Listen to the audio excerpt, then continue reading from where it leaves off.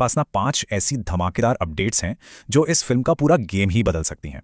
क्रिश, अरे वाह। ये नाम सुनते ही ना सालों का इंतजार, वो सारी उम्मीदें, सब कुछ आंखों के सामने आ जाता है ना। बॉलीवुड का अपना सबसे चहेता सुपर हीरो, उसकी वापसी का इंतजार तो मतलब फैंस कितनी बेसब्री से कर रहे हैं। पर सवाल ये है, क्या ये फिल्म सच में बन भी रही है? चलिए आज इसी पूरी कहानी को जरा खोल कर समझते हैं। क्रिश 4 की जो कहानी है ना, उसमें एक बहुत बड़ा ट्विस्ट है। मतलब एक तरफ तो खबरें इतनी शानदार हैं कि सुनकर लगेगा ये तो इंडियन सिनेमा की सबसे बड़ी फिल्म बनने वाली है, और फिर दूसरी तरफ एक ऐसी प्रॉब्लम खड़ी है जो शायद इस पूरे प्रोजेक्ट पर हमेशा के लिए ताला लगा दे। तो फिर अच्छी बात यह है कि शुरुआत अच्छी खबर से ही करते हैं, है ना। देखते हैं कि आखिर वो कौन कौन सी बातें हैं जो क्रिश 4 को मतलब एक जबरदस्त सिनेमैटिक इवेंट बनाने का वादा कर रही हैं। ओके, तो चलिए एक एक करके इन अच्छी खबरों की परतें खोलते हैं।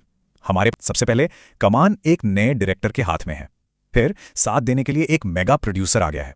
कहानी में एक जबरदस्त डबल रोल का ट्विस्ट है। कास्ट तो सितारों से भरी हुई है, और आखिर में एक ऐसी वापसी हो रही है जिसका इंतजार हम सब सालों से कर रहे थे। पहली अपडेट, और शायद सबसे बड़ी खबर यही है, इस बार डायरेक्टर की कुर्सी पर कोई और नहीं बल्कि खुद ऋतिक रोशन बैठने वाले हैं। जी हाँ, बिल्कुल सही सुना। वो अपने पापा राकेश रोशन की इस विरासत को, इस लेगेसी को अब खुद आगे बढ़ाएंगे। मतलब वो इसे अपना पूरा क्रिएटिव विजन देंगे। ये एक बहुत ही बड़ा और हिम्मत वाला कदम है। अब देखिए, इतना बड़ा विजन है तो उसे जमीन पर उतारने के लिए पैसा भी तो चाहिए, है ना। एक ऐसा प्रोडक्शन हाउस जो इतने बड़े सपने देखने से डरे नहीं।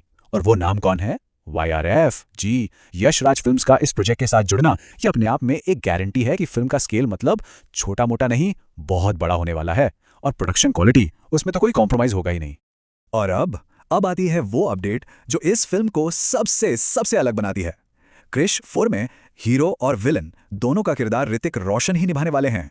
जरा सोचिए एक बार, स्क्रीन पर क्रिश की टक्कर होगी ऋतिक के ही एक नए, शायद ज्यादा ताकतवर और ज्यादा खतरनाक अवतार से। मतलब हीरो भी वही, विलन भी वही। ये फेस ऑफ तो यकीनन देखने लायक होगा। अच्छा, कास्टिंग की बात करें तो यहां भी फैंस के लिए एक से बढ़कर एक खुशखबरी है। सबसे पहले तो जो सबसे बड़ी डिमांड थी ना फैंस की, वो पूरी हो गई है। प्रियंका चोपड़ा की फिल्म में वापसी कंफर्म्ड है।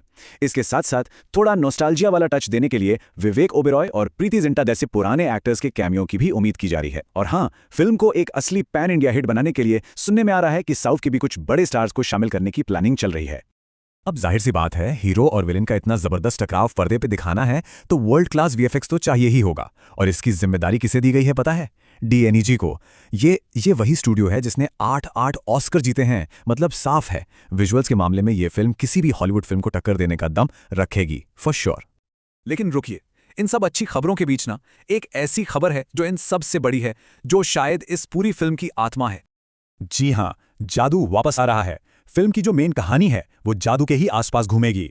सुनने में ये भी आया है कि इस बार क्रिश जादू की मदद करने के लिए इंटरस्टेलर ट्रैवल करेगा। मतलब दूसरे ग्रहों की यात्रा करेगा और वहां एलियन मॉन्स्टर से लड़ेगा। ये कॉन्सेप्ट ये इंडियन सुपर हीरो जॉनर को सच में एक बिल्कुल ही नए लेवल पर ले जाएगा। अब सवाल यही उठता है कि जब फिल्म का विजन इतना बड़ा है, कॉन्सेप्ट इतना मजबूत है, टीम इतनी जबरदस्त है, तो फिर बुरी खबर क्या हो सकती है? ऐसी क्या एक चीज हो सकती है जो इस ड्रीम प्रोजेक्ट के रास्ते में आ जाए? और यहीं आती है वो बुरी खबर, एक ऐसी मुश्किल जो इन सारी अच्छी बातों पर पानी फेर सकती है, और वो है 150 करोड़ रुपए की प्रॉब्लम। खबरों के मुताबिक डायरेक्टर ऋतिक रोशन ने अपने इस ग्रैंड विजन को हकीकत बनाने के लिए 500 करोड़ का बजट मांगा है। 500 करोड़, और इसमें सब कुछ शामिल है। एक्टर्स की फीस, वो वर्ल्ड क्लास VFX का खर्चा और मार्केटिंग का पूरा प्लान। लेकिन दूसरी तरफ है प्रोड्यूसर YRF, और उन्होंने अपनी पिछली कुछ बड़ी फिल्मों के फाइनेंशियल सेटबैक को देखते हुए सिर्फ 350 करोड़ का बजट ही ऑफर किया है। मतलब जाहिर है वो इस प्रोजेक्ट पर कोई बहुत बड़ा फाइनेंशियल रिस्क लेने के मूड में नहीं है। और बस यही वो 150 करोड़ का गैप है जो एक दीवार बनकर क्रिश 4 के रास्ते में खड़ा हो गया है। ये कोई छोटी मोटी रकम नहीं है, और इसी ने पूरे प्रोजेक्ट को एक अनिश्चितता में, एक डाउट में डाल दिया है। तो अब आगे के रास्ते सिर्फ 2 ही नजर आते हैं। ऑप्शन 1, ऋतिक रोशन बचे हुए 150 करोड़ खुद अपनी जेब से लगा दें, जो कि जाहिर है एक बहुत बड़ा फाइनेंशियल रिस्क है। और ऑप्शन 2, फिल्म को तब तक के लिए ठंडे बस्ते में डाल दिया जाए जब तक कि YRF की कोई दूसरी फिल्म सुपरहिट ना हो जाए और वो इस बजट को बढ़ाने के लिए राजी ना हो जाए। तो आखिर में सवाल घूम फिरकर वहीं आ जाता है, इस फिल्म का भविष्य क्या है, इसका फेट क्या है? क्या क्रिश दोबारा स्क्रीन पर देखने को मिलेगा भी या नहीं? देखिए, दांव पर बहुत कुछ लगा है। एक तरफ एक डायरेक्टर का, एक कलाकार का बहुत बड़ा सपना है, दूसरी तरफ दुनिया भर के करोड़ों फैंस की उम्मीदें जुड़ी हैं। लेकिन इन सब के बीच एक स्टूडियो की फाइनेंशियल रियलिटी, उसकी तिजोरी की हकीकत भी है। और सबसे बढ़कर एक पूरी सुपर हीरो फ्रेंचाइजी की लेगेसी दांव पर लगी है। तो ये लड़ाई अब एक डायरेक्टर के सपने और एक प्रोड्यूसर की हकीकत के बीच की है।